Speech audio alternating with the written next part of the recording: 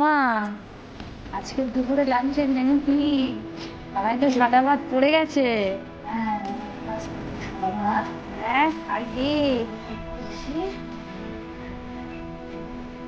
বরবটি ভাজা। তো গরমে গরমের দিনে যুক্ত করে ভাজা স্পেশাল। আর হচ্ছে স্পেশাল কি কি বানিয়েছো গো মা? আরে কি মা? ও, এটা দেখো।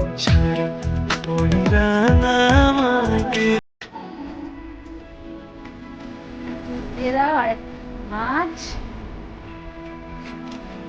ও, কালারটা দেখতে লাগবে, চিনি দেবো, তাই তো? হ্যাঁ, দেখি।